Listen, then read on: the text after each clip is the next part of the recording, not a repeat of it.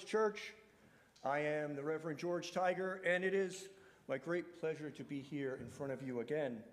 My pronouns are he, him, and I thank you very much for joining us here, we who bring a teaching of hope, who bring a saving message, who welcome all through our doors, Jews and Hindus, Muslims and atheists, straight, gay, lesbian, bisexual, cisgender, transgender, non-binary, intersex, all who are searching, seeking, looking for more meaning, more service, and more love.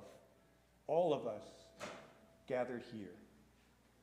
I invite you to put your smartphone on the worship mode, which means hopefully it will not make any sounds, but you can still post on social media about things you hear today to let any who cannot be here know what this morning is about and to share a little bit of your experience and maybe even an invitation to join us here next week. And so please rise now, either in body or in spirit, and join us in singing hymn number 323, Break Not the Circle, and please remain standing for the chalice lighting and the affirmation of covenant to follow.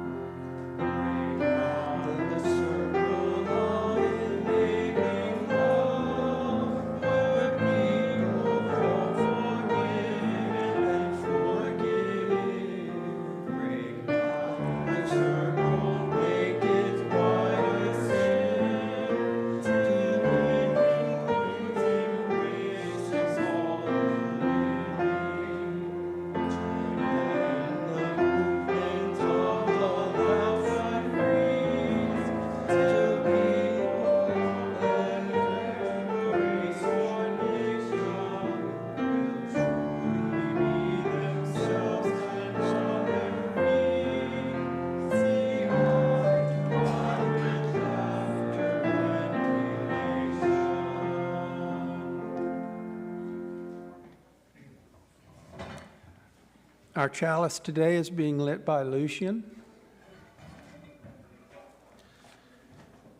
This is a congregation bound not by creed, but by covenant. May those in agreement affirm our church covenant now. We affirm a caring community of and for all ages, seeking wisdom, doing service, and living with integrity. In our diversity, our covenant holds us in unity as we celebrate our shared spiritual journey.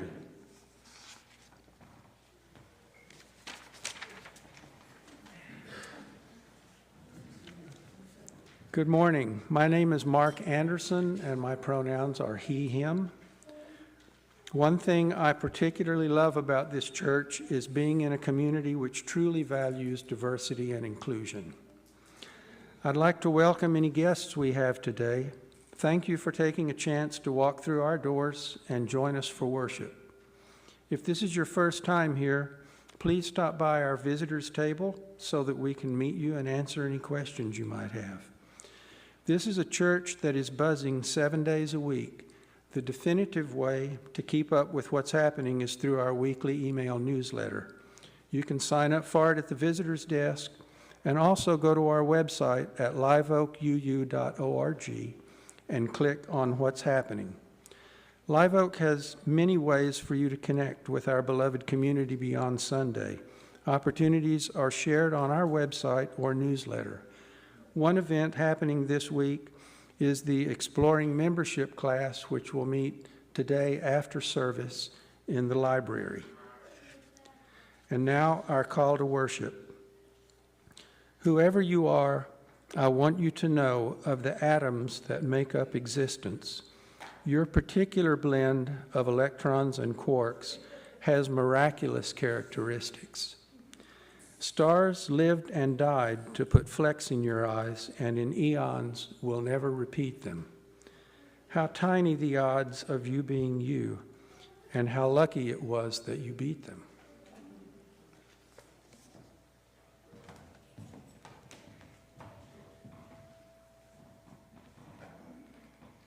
Each Sunday, we gather as a congregation to bring our joys and sorrows with us into this room. We ask for remembrance or celebration or prayer or thoughts as we make of this sanctuary a sacred circle.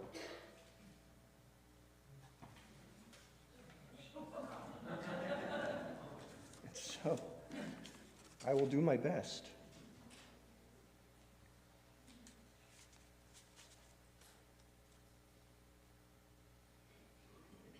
David K. says, they are trying to shut Logan's School, Cypress Elementary down. There are flyers with contact info to mail the board or come talk to him afterwards. Barbara Calderon says, enjoyed Round Rock's Pride Festival yesterday.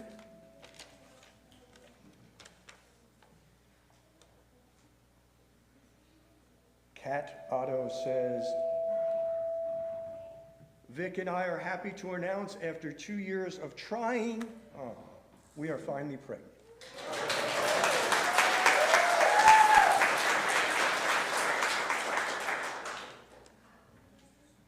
Sue Buckley, Linda McCullough is on the mend after a knee replacement. Visit her and you'll come away with remembrance?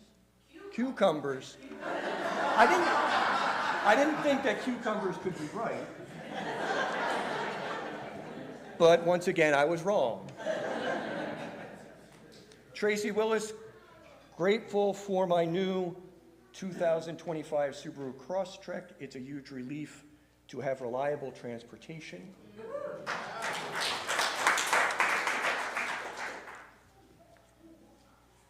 Wes Williams, shout out to Christina for her amazing face painting at Round Rock Pride yesterday. All customers were so happy and loved seeing their big smiles at the review.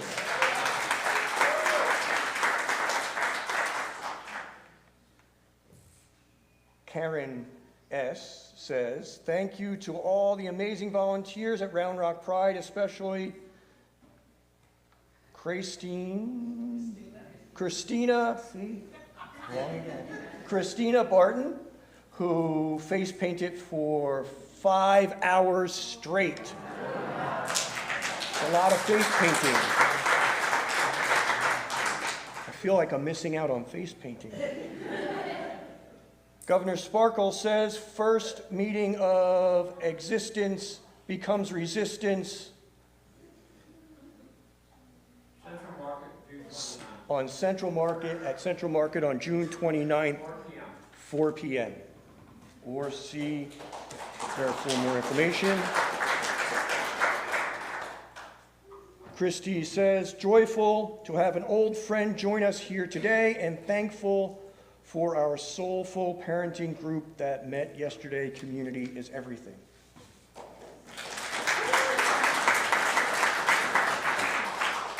And please join me now in singing, Make Us Aware We Are a Sanctuary.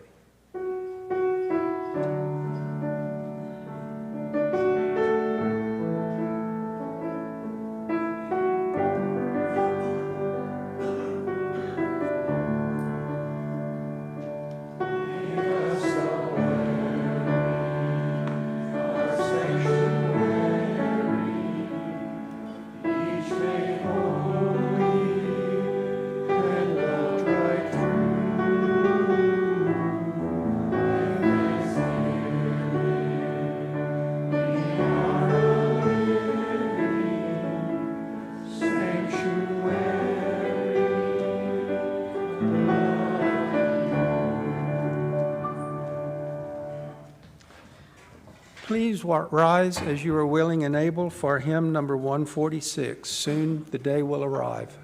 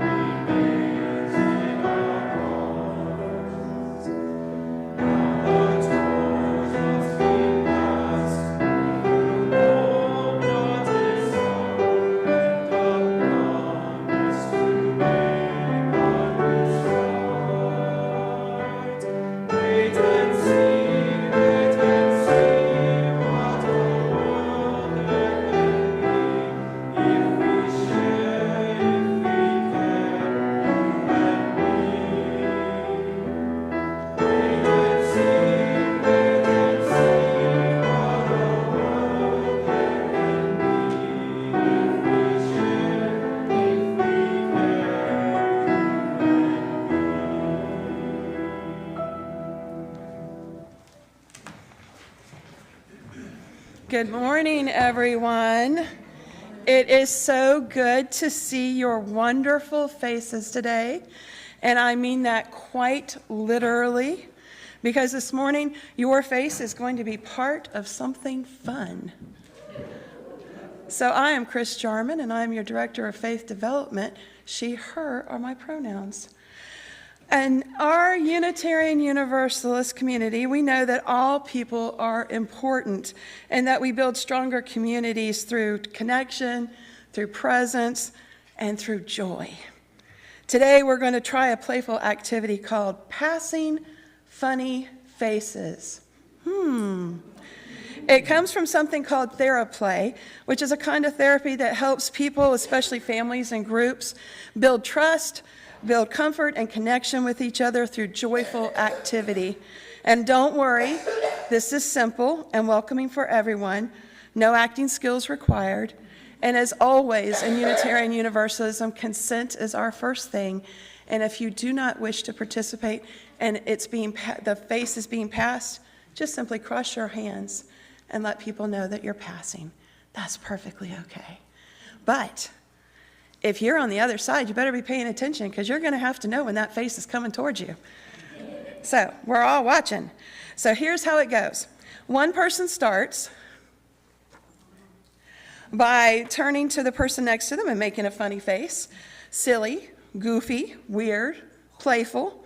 And that person turns to the next person and passes that same funny face or a different one or makes up a new one and passes it to the next person by them. We keep it going from one to the next until the funny face makes its way all the way around the room. But today, we're going to divide the room in two. This is one side, and that is the other. You can pass your face across the aisle. You can pass it across the seats. You can pass it to the people behind you.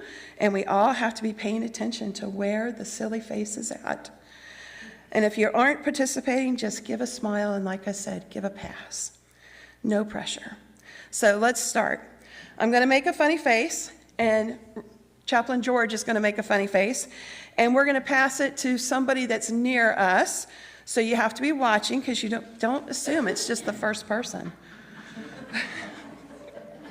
So we're going to make our faces, and we're going to start passing. Are you ready? Are you ready?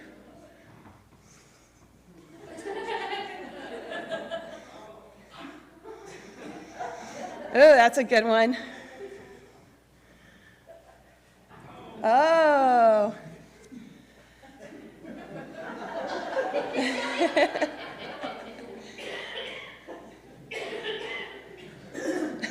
That's a funny one over there. Where are we at over here?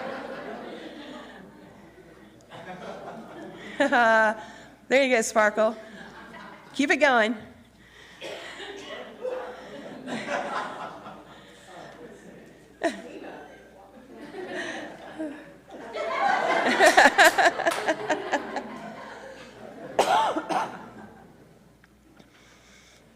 Man, we got some real activity going on this side of the room.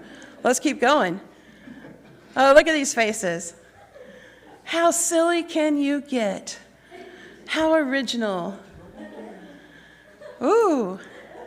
Oh, we've totally changed the whole hand configuration. Awesome. Oh. Oh, we got sound effects on this side.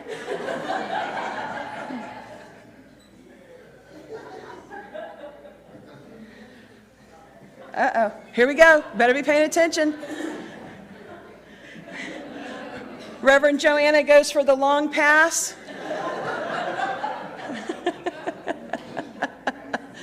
Oh, keep it going, keep it going. How are we doing on this side? Oh, we're all the way in the back. I see them in the back. Oh, we have something going on with glasses in the back. That's interesting. Wayne did a very surprised face. Really awesome. That was fantastic. And remember, that face has to come all the way back up here.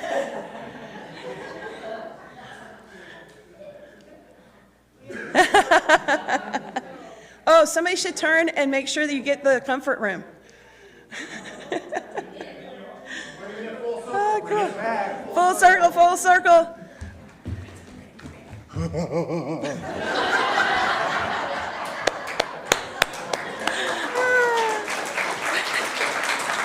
That was fantastic. You guys, thank you so much for playing along. You guys are really good at this. And what's really cool is it's from the youngest to the oldest. It's all of us in the room, right? So let's pause for a moment. Raise your hand if you felt a little bit silly. Raise your hand if it made you smile. Yeah. Raise your hand if it helped you feel a little more connected to the people around you. Yeah. That's the power of play. It opens us up. It helps us to feel safe. It reminds us that we're part of something bigger. In our congregation, we build community not just by thinking deep thoughts, but also by laughing together, being playful, and taking chances, even with our faces. So even if you feel out of place sometimes, or strange, or not fully accepted somewhere on the outside, we want you to know, and we want you to remember, that you are always loved and accepted here. So as we move through this morning and through the week ahead, remember, sometimes a simple act of silliness can be an act of love. So let's continue the love and the silliness through our service.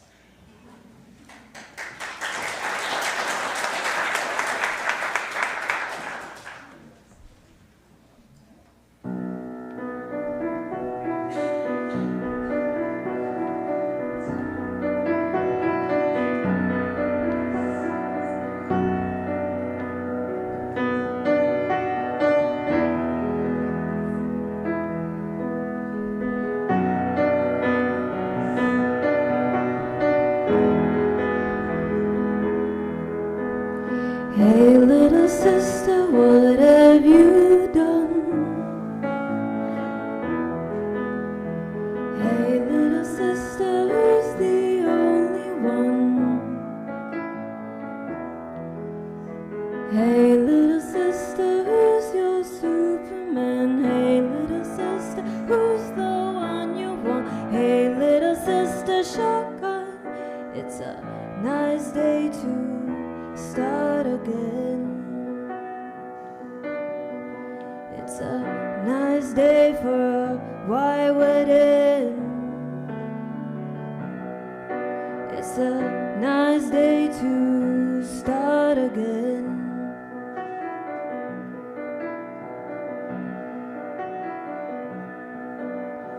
Hey little sister, who's you with? Hey little sister, what's your voice and wish? Hey little sister, shotgun, oh yeah. Hey little sister, who's your Superman? Hey little sister, shotgun, it's a nice day to start again. It's a nice day for a white wedding. It's a nice day to start again.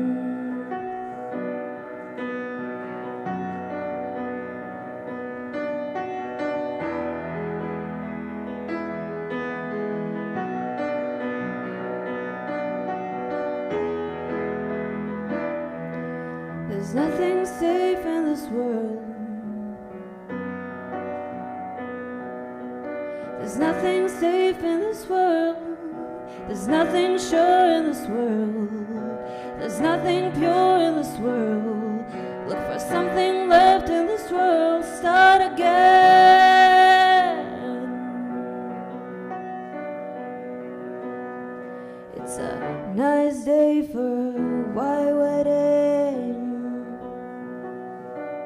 It's a nice day to start again.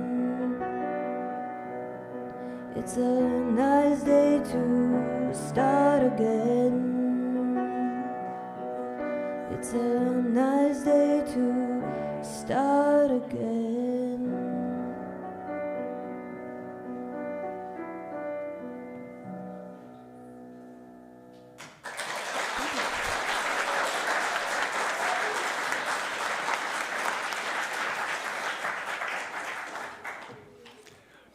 Our reading for today is The Sound of the Genuine by Howard Thurman. There is something in every one of you that waits, listens for the sound of the genuine in yourself, and if you cannot hear it, you will never find whatever it is for which you are seeking. And if you hear it and then do not follow it, it was better that you had never been born. There is in you something that waits and listens for the sound of the genuine in yourself, and sometimes there is so much traffic going on in your minds, so many different kinds of signals, so many vast impulses floating through your organism that go back thousands of generations, long before you were even a thought in the mind of creation. And you are buffeted by these. And in the midst of all of this, you have got to figure out what your name is. Who are you? How does the sound of the genuine come through to you? The sound of the genuine is flowing through you. Don't be deceived and thrown off by all the noises that are part even of your dreams, your ambitions, so that you don't hear the sounds of the genuine in you, because that is the only true guide that you will ever have. And if you don't have that, you don't have a thing.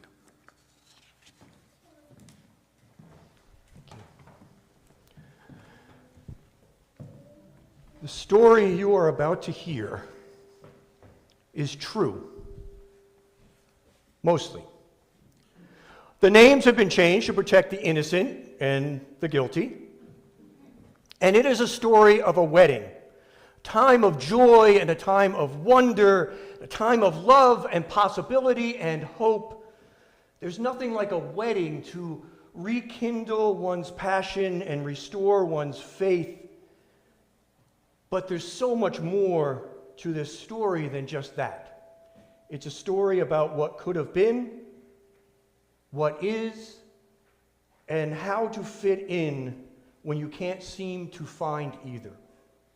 This wedding story began much as many other wedding stories began, or at least Unitarian Universalist wedding stories do, with a curious individual with nowhere else to turn.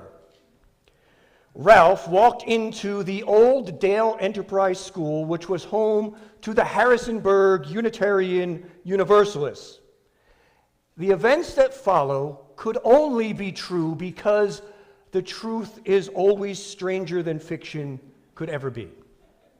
Now, I can't call the Harrisonburg Unitarian Universalist Fellowship, I can't call it the Harrisonburg Unitarian Universalist Church, or fellowship, or meeting house, or society, because it seems that early on in its existence, this Unitarian Universalist group had a long and very discursive debate over what to be called.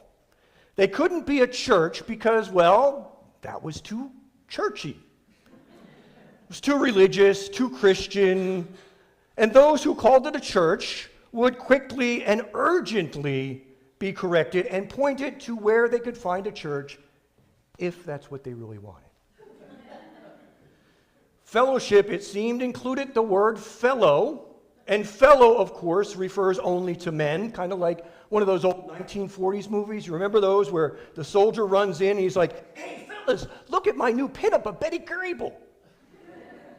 So it was agreed that they could not be called a fellowship because it would affirm institutional racism and sexism and so on and so on and so on. And so no longer was fellowship spoken among them. If someone came in and they wanted a fellowship, they were told they could go to the old Oddfellows Hall in the next city over, and they would find a fellowship there. Seems like a meeting house was too political, and they did not want to be that. To avoid confusion, in fact, they stopped having meetings altogether, and instead they scheduled sessions. They had committee sessions and board sessions and so on and so on. And those who called it a meeting house would be welcome to join the Quaker meeting house, which shared their space. Society sounded too much like a cult. And since one of the members' sons was a member of the Unification Church, a.k.a. the Moonies, they did not want to upset her, and so the word society was excised from their vocabulary. In the end, unable to decide on what to be called, they chose to just be the Harrisonburg Unitarian Universalists meeting at the old Dale Enterprise School. Made for a really long Yellow Pages ad. We still had them back in those days. But you know what? No one could disagree with it.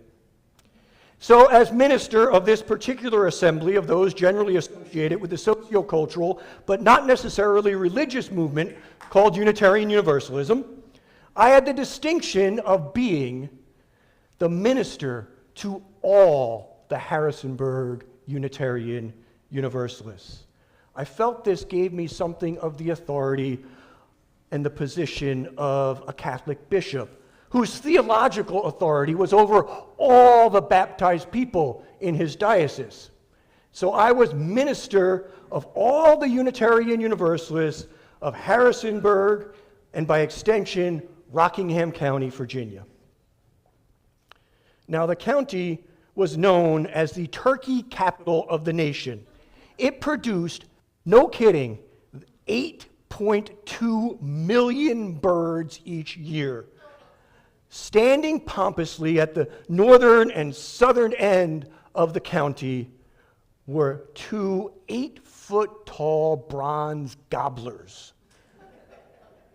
Snoods held high, wattles proudly displayed, marking your entrance into Turkey County, USA. The smell of turkey processing filled the air, and the smokestacks and feed silos created the skyline. So plentiful were the turkeys in this area that the main roads were strewn with mounds of dirty off-white turkey feathers. They were ripped from the birds as they were transported from the coop or farm to the slaughterhouse in wire cages that were stacked 10 high on the backs of flatbed tractor trailers. As the trucks raced by at breakneck speeds, the birds braced against the winds. Swirls of feathers wafted behind the trucks at stoplights. The gobblers, near naked, would cluck and pant, their pin-feathered necks craning to see the world outside the coop, clueless of the fate that awaited them. They were kind of living, breathing symbols of lives lived in silent resolution in a place from which the outside world could only be viewed through a passing blur of turkey feathers and inevitable fate. Behind the trucks, lines of black and white clad Mennonite wives could be seen gathering these turkey feathers off the roads to be sewn into elaborate Rockingham County feather quilts. And these quilts would be sold to yuppie businessmen who were passing by on their way from D.C. to Richmond, or to Yankee tourists who were headed south to Florida. Few of the county residents ever ventured over the mountains to see those strange alien lands, and fewer still ever achieved escape velocity to break free of the vacuum pull of tradition or the momentum of orthodoxy. Instead, it was left to those cast-off feathers to venture forth into the world for them. Besides the turkeys, no kidding, the county's other source of pride was that it recorded the highest ever percentage of votes for Oliver North in his Senate bid. Now, no one was ever able to prove a relationship between record-high turkey inventories and votes for Ollie, but I have my suspicions to this day. And so there I was, Massachusetts liberal, carpetbagger, Yankee invader in the breadbasket of the Confederacy. As proof of my liberal credentials, It was just months after I arrived in the county of Turkeys that I was invited to offer the invocation at the 1997 Rockingham County Democratic Convention. This was a major event because the Democratic gubernatorial candidate happened to be speaking at the convention. And so there I stood in front of the assembled crowd, all 25 Rockingham County Democrats there in front of me. The previous year's prayer, having ended with the words, "In Jesus' name we pray," I instead evoked the names of the many gods and goddesses of the world's religions. I reminded the eager throngs that diversity gives us our strength, and I asked these many gods and goddesses for help and forgiveness upon the great county of Turkeys. The crowd was awed into silence. Being the only liberal religious alternative for miles was a tremendous, tremendous responsibility for this tiny group of Harrisonburg Unitarian Universalists to bear. But they took it very, very, very, very, very seriously. They hired a minister, me. They kept the Dales to the old Dale Enterprise School open year-round, and they were always sure to discuss the issues of the day in depth over coffee and donuts following the service. In fact, no matter what happened outside their doors, they knew that their Sunday morning discussion was really what was most vitally important. Yes, true Unitarian Universalists they were.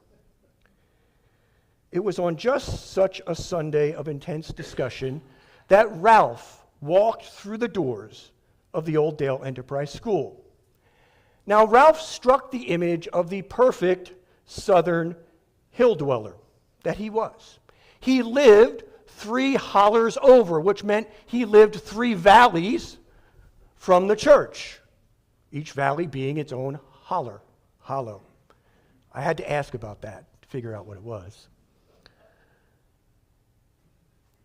He was short, a little bit pudgy. His dirty jeans and NASCAR t-shirt were rounded out by this disheveled mop haircut he pushed underneath a John Deere's trucker hat. He stood in the back, watching the liberal conversations and debates, and although a newcomer walked into that building no more than once a month, the intensity of the conversation allowed Ralph to stand completely unnoticed for more than many minutes, even considering that NASCAR and John Deere were not often seen in those UU circles. Spotting him, I frankly thought he had found his way into the wrong building because the Turkeytown shooters met on Sundays not far away, and sometimes we had accidental visitors who wandered in during our very late-running, very important coffee hour discussions. I approached him and introduced myself and inquired as to how he found himself in that particular place on that particular morning. And when he opened his mouth to speak, I was surprised at what came out, because this Southern hill dweller was a gay Southern hill dweller. Now, I know that all those stereotypes of what gay men are supposed to sound like are just that. They are stereotypes. I had, by that time in my life, spent over a decade expunging them from my mind as the implicit bias and systemic homophobia that they are. And still, Ralph exhibited nearly all of those stereotypical speech patterns that I was taught by culture to expect and had learned by experience to overlook. His story was stereotypical too. Coming out later in life, abandoned by all but a few in his family, finding love, seeking a spiritual home to affirm that love, it was a familiar though undeclared story in those parts. Most of those who lived it moved away quickly and quietly to the more cosmopolitan Charlottesville or Richmond. Thereafter, having their names removed from the family grave plot, they were spoken only of in hushed tones in the corner of the room as if they had some grave illness. Hearing his story, I was more than happy to help. After all, in the county of turkeys, there was no other place for him to turn. And so a week later, I found myself across my desk from Ralph and his true love, Orlando.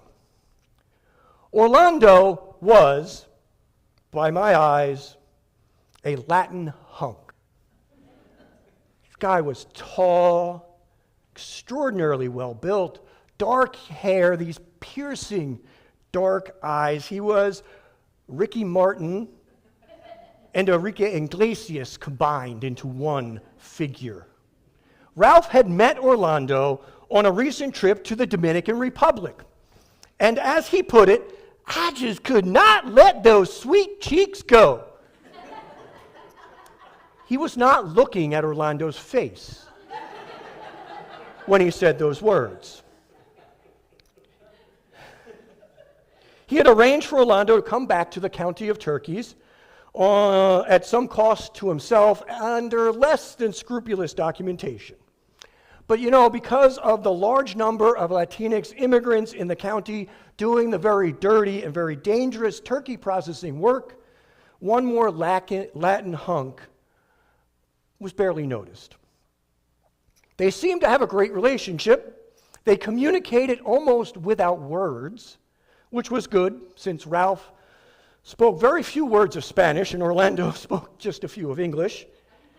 Those words that Orlando did speak, like Ralph, adhered to the stereotypes I tried not to buy into, as did his walk and his style of dress and almost everything else about him.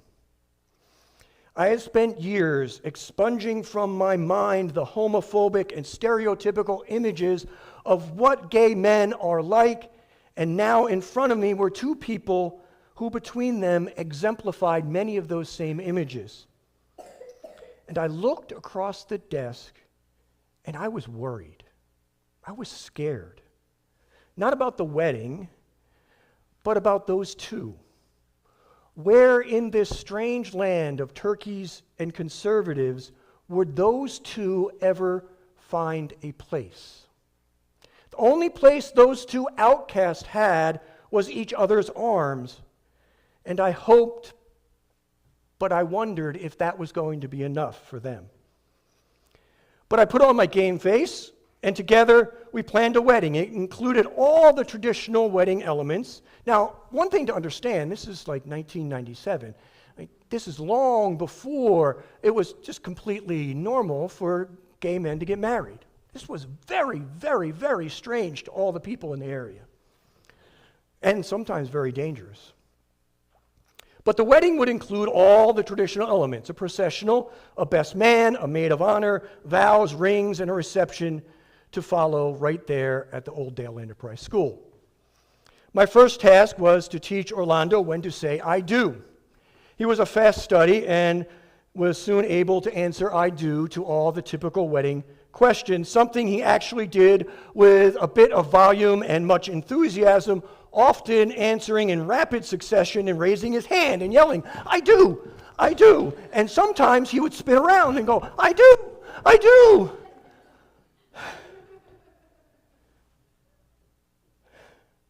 The difficulty was, I found out, that he did not only always interject his ardent "I do" at quite the right time. Often he would blurt out I do" to such things as "May I have the rings, please?" or "Our soloist will now sing Wind Beneath My Wings." And so it was decided that Ralph would hold Orlando's hands and squeeze at just the right moment. It's kind of like a play on that old pull my finger trick. You remember that one? So after several meetings, we were ready for the service. It would be an evening wedding, 7 o'clock on a Saturday night, with just a few family and friends attending. The evening of the wedding arrived. I opened the Old Dale Enterprise School an hour early, and the wedding party began to shuffle in. Orlando and Ralph were first to arrive, stepping out of a primer gray Dodge pickup truck, and yes, gun rack in the back, happened to be empty that day. Black tuxedos, pink ruffled shirts, bow ties, wrist corsages, patent leather pointed-toed shoes, and Orlando's had these silver tips and heels that clicked when he walked. They came in and they were smiling and they were holding hands and they were so carefree and worry-free and so very, very happy together. Next, the best man, Bill, arrived. Bill was well known. Truth is stranger than fiction, I swear. He was well known as the county's most vocal atheist. And he pulled up in this powder blue 1972 AMC Gremlin. And it was adorned with bumper stickers, "Don't look at my car," with such sayings as, "All religions are fairy tales," "Religion stops a thinking mind," and "It's your hell, you burn in it." And then it had several different styles of those fish. Remember those fish? And it had Darwin or Evolve or Gavilta in the middle of them. He had those on his car too. There was not a single thing that appeared the slightest bit religious that Bill did not hate on principle. His fiery letters to the editor were legendary in the area. And they became fodder for the equally dogmatic fundamentalist Christians that made up 90% of the population. His missives would set off these battling letters to the editor in the newspaper that kept the local citizenry, myself included, entertained for weeks at a clip. To many, he was a larger-than-life folk hero, and to others, he was a demon. In person, Bill was no more than 5'4", 101 pounds on a good day, late 70s, long unkempt gray beard, matching hair, and tattered suit. I looked him over. I had never met that local legend before. A single bare toe stuck out of a small hole in his right shoe. I had to admit, I kind of expected more from Bill. He didn't get out much. His suit exuded the smell of mothballs. But just as I had hoped for more from Bill than I had gotten, Bill had hoped for more from himself. His philosophy professorship at the nearby university was cut short by tactless social skills and too great a love for fine brandy. Scraping by for most of his life as a substitute teacher and a tutor for troubled kids, which was how he met Ralph, he was now living on Social Security and not so fine brandy. His letters were the only way to prove his place in the world to himself anymore. And yet, those same letters made him anathema in the community, and the paradox seemed to elude his once keen mind. The wedding soloist entered next, karaoke machine in tow. This was Bobby Sue, bleach blonde cousin to Ralph. She had lived a visibly hard life. Yet somewhere underneath those dark roots were a dainty Southern belle who once longed for something more. Like many hill folks, she was very poor. Factory farms had run her family's farm out of business, and it was now dilapidated. Just one of hundreds unable to keep up with the modern methods of Longacre and Butterball and Tyson. She supplemented her family's meager income doing hair and nails in a rented chair at Flora's Beauty Boutique in bustling downtown Harrisonburg.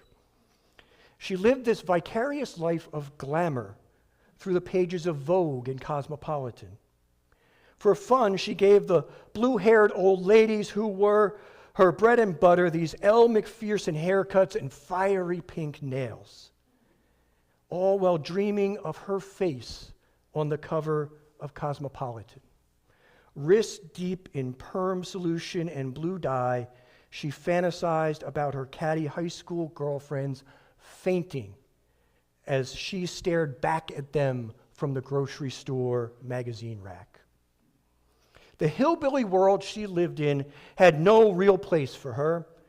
That world was not fond of Hollywood glamour showing up its grime. Those catty high school girlfriends, they would tell her that she had tried to live above her raising. Now they would rarely talk to her, unless, of course, a bad home perm or home haircut required her skillful hands. But she loved her cousin, whose gayness gave him the air of exotic mystery she somehow saw on the pages of those fashion magazines. And in the end, she was there because she was happy that he had finally found the love he so deserved. Her husband, Jimmy Lee, came in behind her, and something on his face told me he had hoped for more too. But he decided to be happy with what he got. He was star of the high school drama club production of Cat on a Hot Tin Roof, and the day after the production and graduation, he bought himself a one-way ticket to Los Angeles, but never made it past the county line. Waylaid at the next bus stop by his father, he was dragged from the bus and into the Army recruiter's office, and there the sergeant promised him that the skills he learned as a tank mechanic would assure a good living that acting never could. Now a tire changer and fill-up guy at Rodney's Sunoco, Jimmy Lee came home with memories of the far-off but not exotic land of South Korea, the DMZ, and a freezing winter that claimed 2 of his toes. Beneath that disappointment and longing Jimmy Lee wore on his face, he had this Hollywood look. With just a little luck, he could have made it. Now that chiseled jaw, his blonde, wavy hair, these piercing blue eyes, like Jimmy Lee himself, were strangely out of place in this strange, feather-strewn town. Jimmy Lee hummed repeatedly and unconsciously that Billy Joel song, The Piano Man. And the line, "Bill, I believe this is killing me. I'm sure. Bill, I believe this is killing me," as the smile ran away from his face. "I am sure that I could be a movie star if I could get out of this place," reminded Jimmy Lee of himself. He met his wife on a late-night bus ride from Charlottesville. They had both snuck off to see a touring show of Evita. To them, the show and the story and the songs of hope and wonder and fascinating possibilities, now expurgated from their ordinary lives by the county of turkeys, was everything that they wanted. The 2-hour bus ride, he singing as Juan Perón, she as Evita herself, cemented their relationship. Married just 2 weeks later, he and Bobby Sue took up residence in an old Airstream up on blocks behind the old turkey barn. They never spoke again to anyone about that show. It was the last Broadway show that they would ever see. Perhaps the memories were too sweet to risk losing them to something new. Perhaps the longing was too painful to bear again. I don't know, I've wondered many times, why was it that he shared that intimate story with me, a complete stranger? Maybe he knew it was too important to keep to himself. And maybe he needed someone else to share in his longing for something, for anything more than the smell of old tires and gasoline.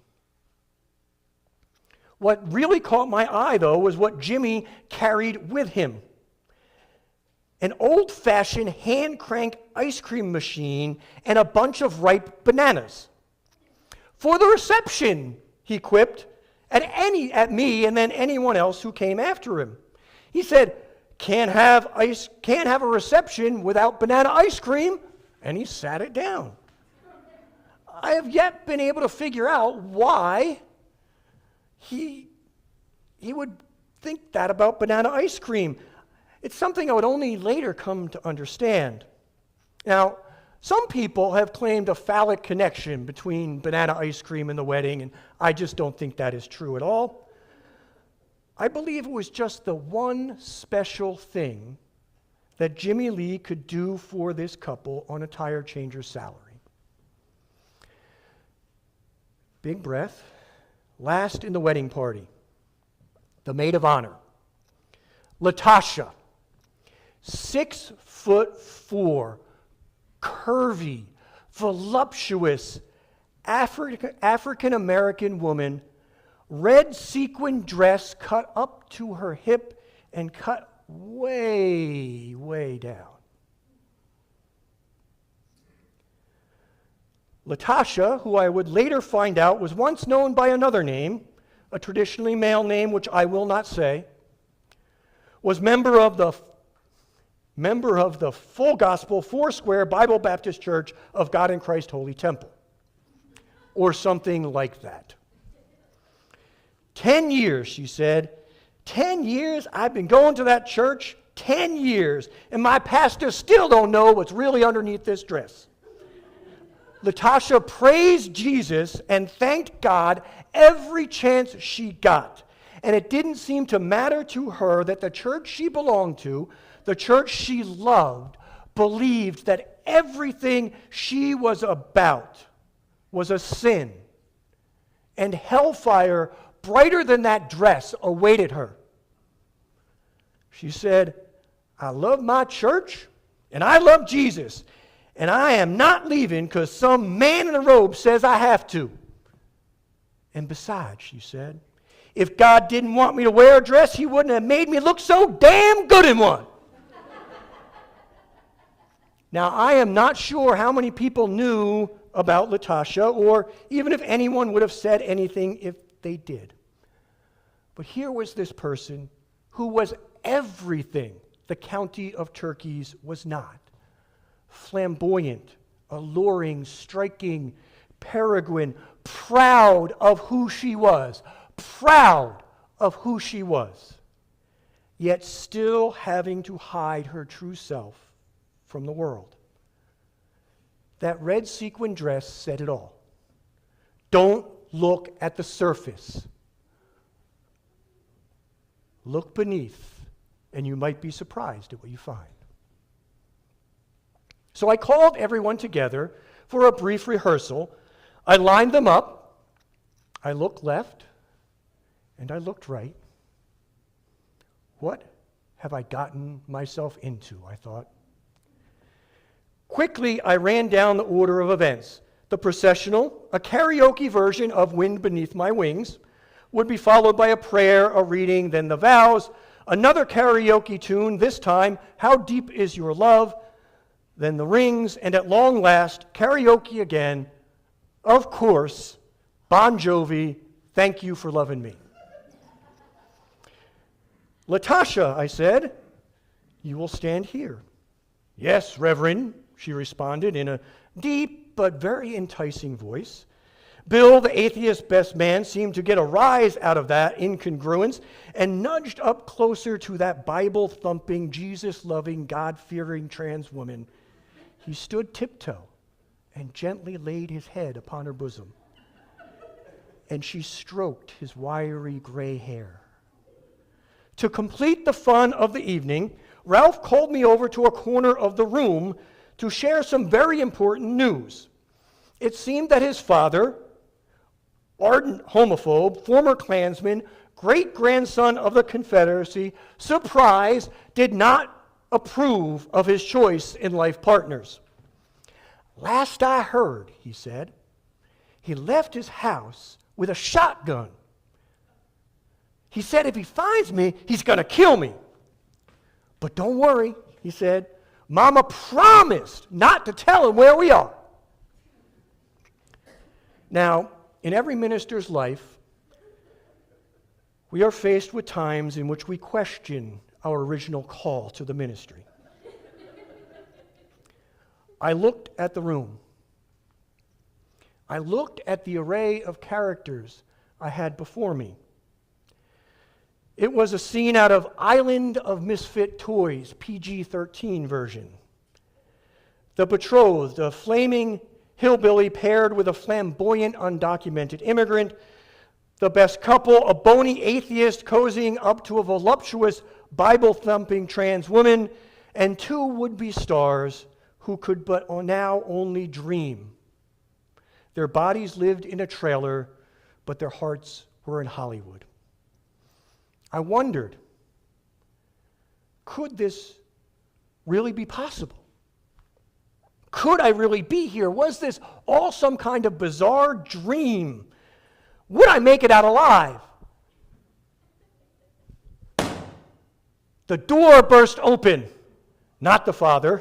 I jumped. Instead, it was the guests, happy and laughing, joyous for the love in the room and the meaning of the occasion. And I suddenly realized that there was more to this wedding than the fact that the couple happened to be gay. That was the least of it. I had in that building together in one place, perhaps as never before, the outcast lot of the county. And as I looked, it was a beautiful sight. It was amazing to see those people who seemed to have nowhere else to be, no other place to be themselves, find a place. If only for that one evening in that one special place. They laughed, they told stories, they shared parts of themselves too close and tender to share with anybody else. And somehow, in those few hours together, they could each be genuine in a way they couldn't any other time. And I looked and I thought, who are you? And I wondered, how does the sound of the genuine come through you?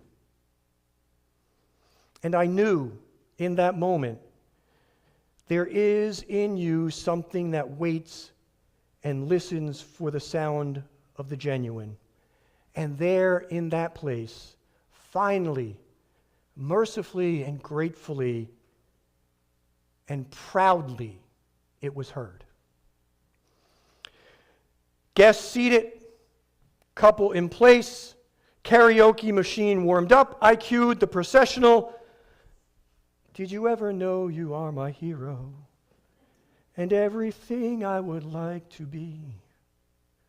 I can fly higher than an eagle, for you are the wind beneath my wings. Sung off-key and off-tempo and out of tune, but with feeling, as all great karaoke music should be. The best man and the maid of honor entered from the left, arm in arm. Bill's arm canted at an odd angle by his towering companion. They took their places, but they never took their eyes off of each other. Maybe one more love was found that night. Click, click, click, click. Orlando's silver-toed shoes signaled the couple's entrance. They stood in front of me, Ralph clasping Orlando's hands. Dear friends, we are gathered here tonight. I do. We are gathered here tonight to witness the love of Ralph and Orlando. I do. And so the service proceeded. Will you promise to love, honor, and cherish him? I do. Till death do you part. I do. The rings, please. I do. It seems that Ralph was so overcome by love and emotion that he kept squeezing Orlando's hands harder and harder and harder.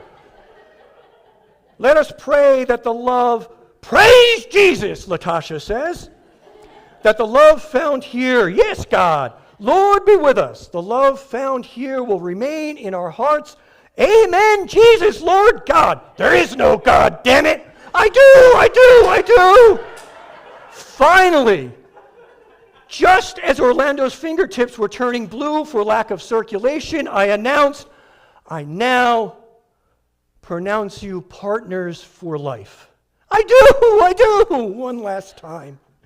Mercifully, the reception began. Thank you. Does anyone know this song? For loving me, for being my eyes when I couldn't see, for parting my lips when I couldn't breathe. Thank you for loving me. Again, like me, off key, off tempo, out of tune, but with spirit. And then, in this sweet, gentle ritual of sharing, we each took turns cranking the handle of that ice cream machine. And as we each traded places, our hands came together with tender but accidental touches of skin. Skin upon skin, as we slowly turned and created that together. And I suddenly knew why Jimmy Lee had brought that ice cream machine. Soon, banana ice cream was served in paper bowls with plastic spoons, and it was without a doubt the most sacred and holy banana ice cream I have ever had or ever will have in my entire life. The wedding party and the guests laughed and played. They shared their dreams and their disappointments, and for a few brief hours, they realized what made them so strange to everyone else was what made them so familiar to each other. The father never showed.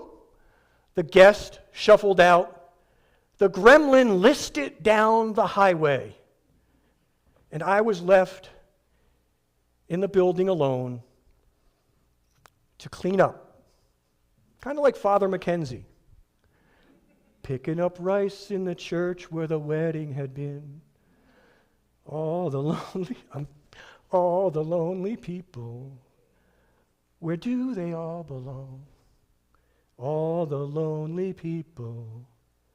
Where do they all belong?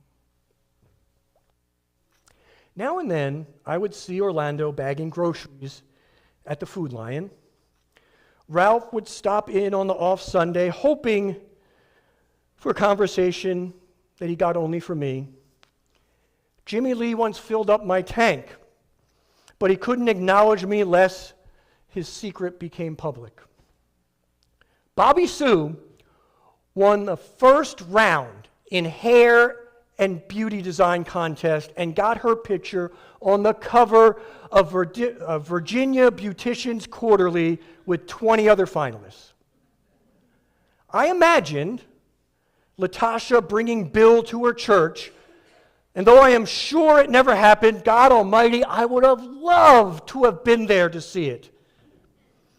And I eventually moved from the county of turkeys to bigger and, I suppose, better things, but indelibly marked by that experience.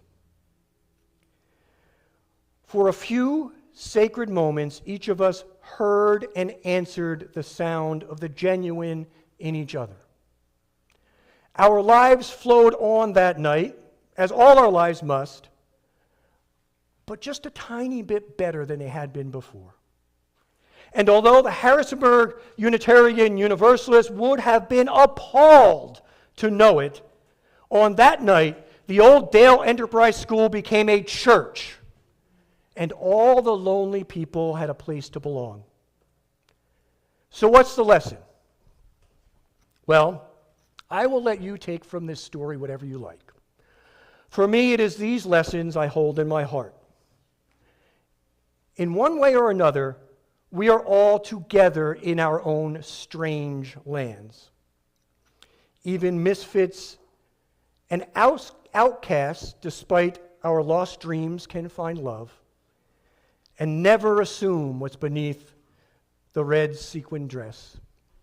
And last, the best banana ice cream is served in a lost corner of the world where true love bloomed in the most unexpected ways.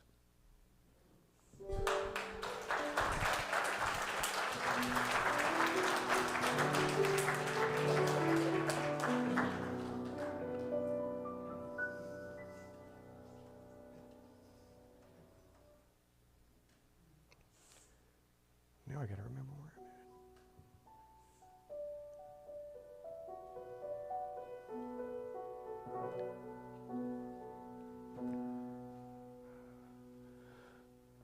Please find yourself in a place of meditation or prayer or whatever it is that works for you.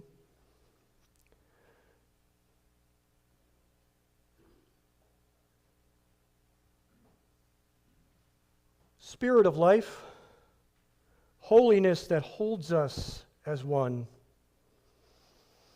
We give thanks that we are together. Let us hear the genuineness of ourselves in these moments of silence.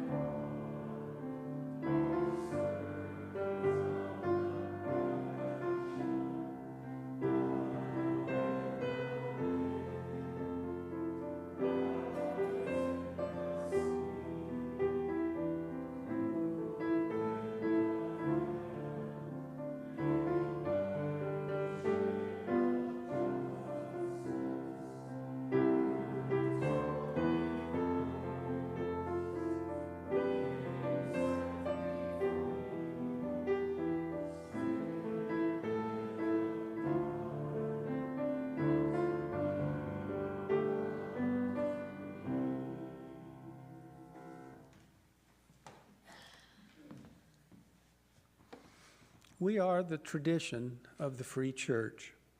Our church and our community outreach are supported not from an outside source, but from within.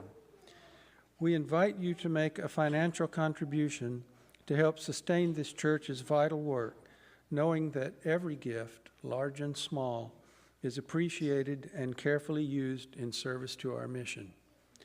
The QR code or text information for donations is available at the back of the seat pocket. And if you would like to donate by credit card, Apple, or Google Pay, someone from stewardship can assist you near the kitchen after the service. As the ushers come forward to receive the offering, I invite you to say with me these words. We are building beloved community with our labor and with our treasure. With gratitude, we receive the offering. May it help us to fulfill our mission in the world.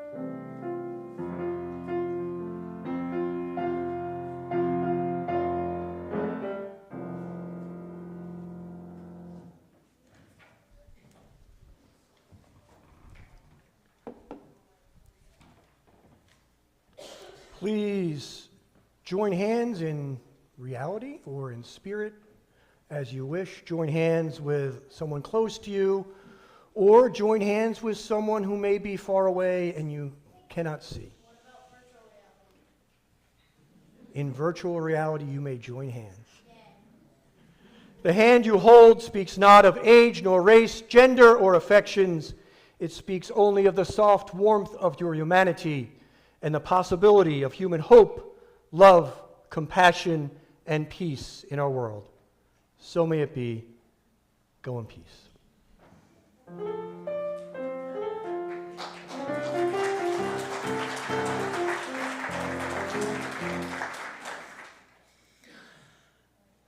That's hard to follow.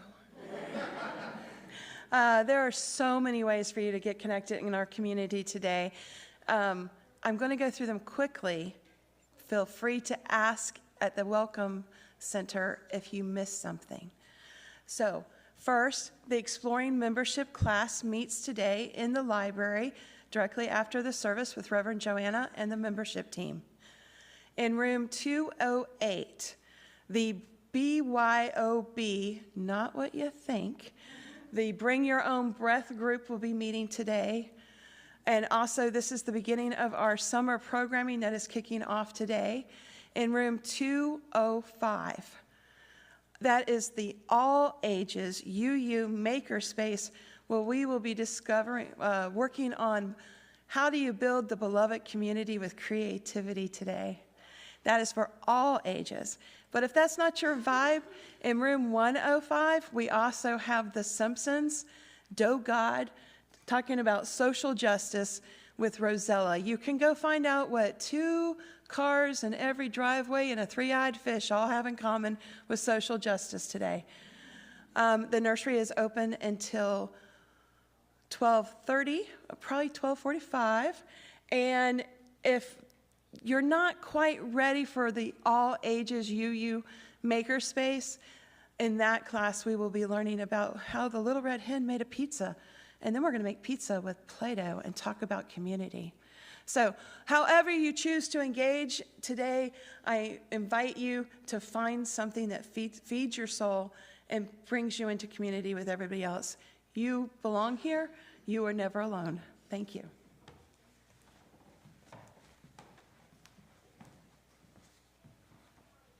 As Lucian comes up to extinguish our chalice, let us say these words to each other. We extinguish the flame here, that it might glow gently in our hearts. May it light your path as you leave this place. May it guide your way until we are together again. It has been a gift to be together today. Thank you to today's home team who provided hospitality and worship and tech leadership. Nancy S., Larice B., Tina C., Christina D., Don R., and Joel B. Let's continue that hospitality by spending the next 5 minutes visiting with someone we don't know. Members, be sure to introduce yourself to any first-time visitors we have. They'll be the ones with the paper name tags. And show them where the visitors' table and coffee are. And may we all know the blessings of fellowship.